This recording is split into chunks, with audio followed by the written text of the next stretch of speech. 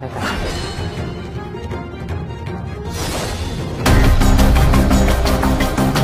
Hai semua, apa kabar hari ini? Semoga senantiasa sehat, bahagia, dan selalu lancar rezekinya ya. Amin. Kita kembali lagi di channel Dunia Persilatan. Tayangan segala kisah hiruk pikuk para pendekar dunia persilatan.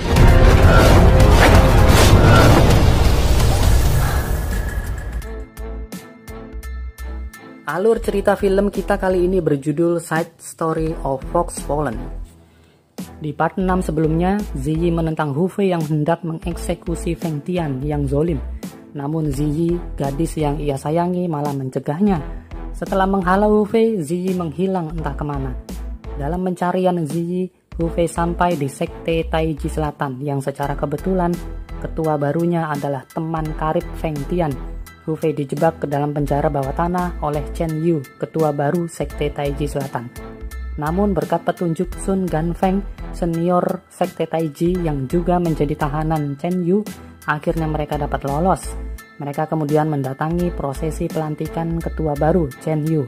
Di lokasi juga datang guru senior dari sekte Taiji Utara, Zhao Banshan, yang mengajarkan jurus Tai Chi kepada Hu Fei untuk menaklukkan Chen Yu.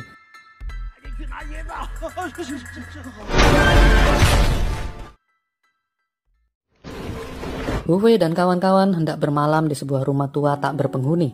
Hu Fei menggoda si kecil Xiaomi dengan bercerita hantu. Ada suara menyeramkan muncul dari sebuah gazebo. Xiaomi semakin takut. Hu Fei langsung mendatangi asal suara. Di tempat itu, ia diserang sepasang orang berjubah putih. Gang Feng juga melihat seseorang berjubah hitam berlari, dan ia pun mengejarnya. Hu Fei menghajar kedua penyerang tersebut. Begitupun Gang Feng.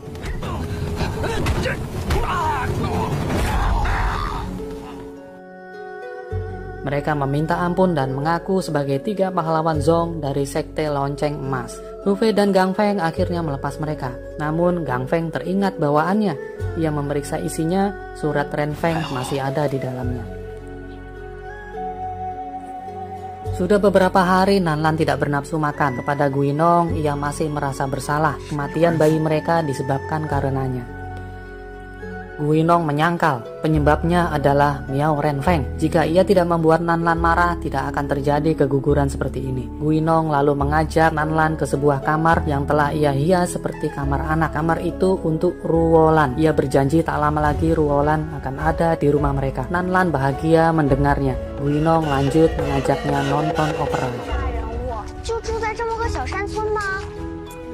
Hu Fei dan kawan-kawan sampai juga di rumah Miao Renfeng. Xiaomi bertanya, pendekar sekelas Miao Renfeng tinggal di tempat terpencil ini? Gang Feng menjelaskan kalau Renfeng orang yang sangat rendah hati, tidak suka keramaian. Saat masuk ke dalam rumah, Gang Feng menunjukkan lencana kelopak bunga asosiasi Honghua. Renfeng mengenali Gang Feng sebagai teman lama. Gang Feng menyerahkan surat dari Banshan. Saat dibuka, keluar asap kuning dari surat itu, langsung mencederai mata Miao Renfeng. Renfeng langsung menutup mata dengan kain dan menghunuskan pedangnya. Ia menuduh Gang Feng. Mereka semua bingung. Hu Fei menyadari kalau surat mereka telah ditukar seseorang. Tiba-tiba muncul 3 pahlawan Zong. Kali ini mereka terang-terangan hendak membunuh Miao Renfeng. Gang Feng merasa bersalah. Ia maju duluan melawan mereka. Gang Feng kalah dikeroyok mereka.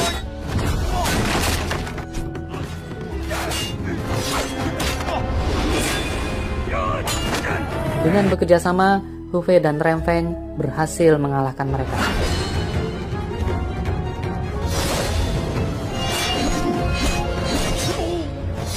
Salah satunya bertarung dengan Gang Feng di ruang papan roh. Api mulai menjalar. Renfeng masuk ke ruangan dan mengamankan papan roh. Ia tergores pedang musuh saat melakukannya. Hu Fei masuk dan kemudian menolongnya. Namun musuh berhasil kabur lewat jendela. Renfeng mengelap papan roh itu dan Hu Fei membaca tulisannya, Hu Yi Dao.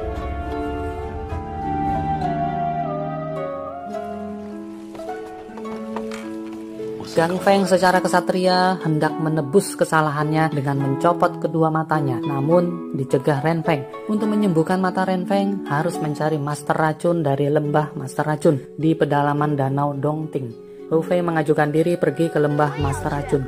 Xiaomi minta ikut dengannya. Ren Feng memegang tangan Hu Fei dan berterima kasih kepadanya. Di Sekte Naga Langit, Guinong marah kepada bawahannya mengetahui Ren Feng masih hidup. Skenario pembunuhan Ren Feng memang direncanakan Guinong. Ia memerintahkan mengirim orang lagi ke sana.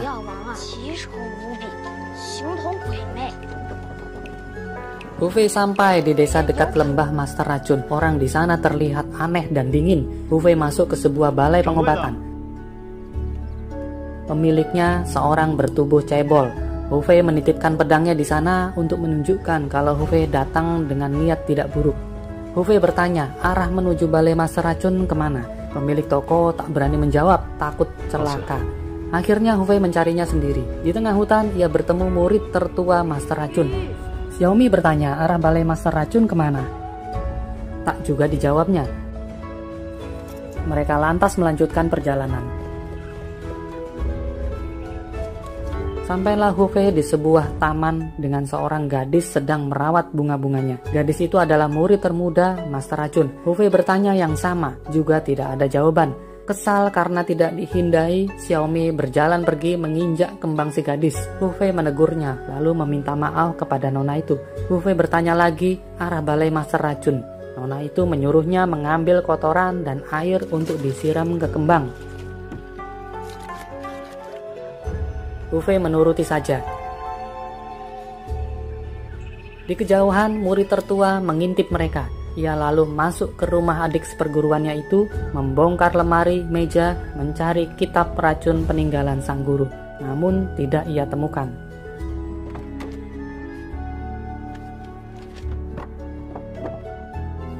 Setelah selesai mengerjakan permintaan nona itu, Hu Fei pamit. Si nona memberinya sekuntum bunga biru. Ia juga mengatakan arah ke balai Master Racun.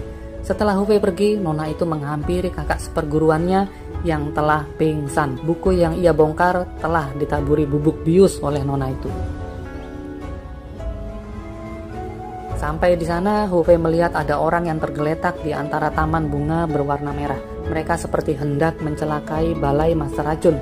Saat Hu Fei beralih ke Xiaomi, ia telah tak sadarkan diri. Hu Fei teringat kembali kembang biru yang diberikan kepadanya. Ia gunakan itu dan Xiaomi kembali siuman. Di dalam rumah, tuan rumah yang adalah sepasang suami istri dan anaknya, murid dari Master Racun juga, keheranan. Hu Fei kok tak kunjung pingsan? Mereka menebak Hu Fei dibekali bunga biru oleh adik seperguruan mereka. Karena hari sudah mulai gelap, mereka kembali ke rumah nona itu. Saat itu, ia sudah menyiapkan makan malam buat mereka. Xiaomi takut memakannya. Hu Fei menyantapnya dengan lahap. Nona itu memperkenalkan diri bernama Cheng Lingzu. Beberapa saat kemudian, Xiaomi setengah sadar seperti orang mabuk. Ternyata rumah itu dipenuhi aroma kembang yang memabukkan. Nona Ling memberi penawarnya di makanan dan minuman yang ia suguhkan. Tak lama terdengar keributan di luar. Cheng Lingzu menyaksikan kembang birunya dibakar orang berkuda. Ia lemparkan jarum rahasia ke penunggang kuda. Kemudian Cheng Lingzu hendak pergi menemui seseorang. Hu Fei mendampinginya. Lingzu meminta Hu Fei membawa keranjang besar, isinya berat sekali. Putra mereka terkena racun begonia 7 hati dari jarum yang dilempar Lingzu. Di jarum itu ada surat yang mengundang mereka bertemu di suatu hutan. Demi penawar racun, mereka pergi juga. Mereka berjalan ke arah hutan. Sampai di suatu tempat, Lingzu membuat peraturan buat Hu Fei. Pertama, ia tidak boleh berbicara dengan orang lain. Kedua, tidak boleh bertarung. Ketiga, tidak boleh jauh darinya. Maksimal 3 langkah. Kemudian mereka bersembunyi di kerimbunan. Lingzu memberi pil penawar racun untuk diminum Hu Fei. Tak berselang lama, kakak seperguruan kedua dan ketiga Lingzu datang. Disusul kakak pertama yang siuman dan melompat keluar dari keranjang yang dibawa Hu Fei tadi. Kakak pertama menuduh mereka menculiknya, sementara sepasang suami istri balik meminta kakaknya itu penawar racun begonia 7 hati. Kakak pertama kebingungan karena ia sendiri belum berhasil menanam begonia. Murid ketiga menancapkan surat yang ia terima dengan tulisan murid ke-1. Murid ke-1 tidak merasa menulis itu. Akhirnya mereka berkelahi sendiri. Salah satu melempar jarum melayang ke arah Lingzu. Hu Fei menarik tangan Lingzu untuk menghindari jarum tersebut. Lingzu memandangi Hufei. Lampu lampion yang mereka bawa tak sengaja rusak ditendang. Saat gelap gulita muncul tulisan lain di surat undangan.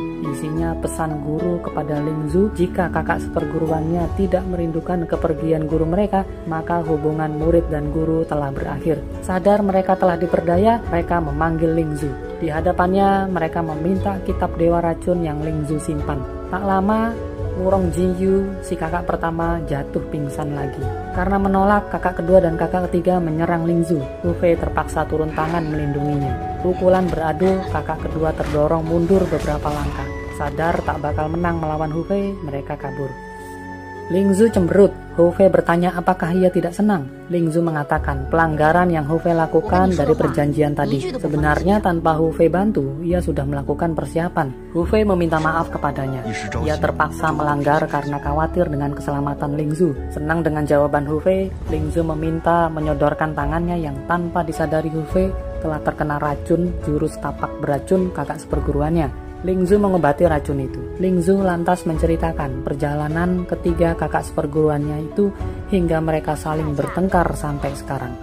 Hufei dan Lingzu melanjutkan pergi ke sebuah rumah. Tuan rumah dipanggil dengan sebutan Paman Wang, dan Lingzu mengatakan ia sudah bisa membalaskan dendamnya. Lingzu mengajaknya ke balai master racun yang ditempati suami istri kakak seperguruannya. Kakak kedua mengetahui kedatangan mereka.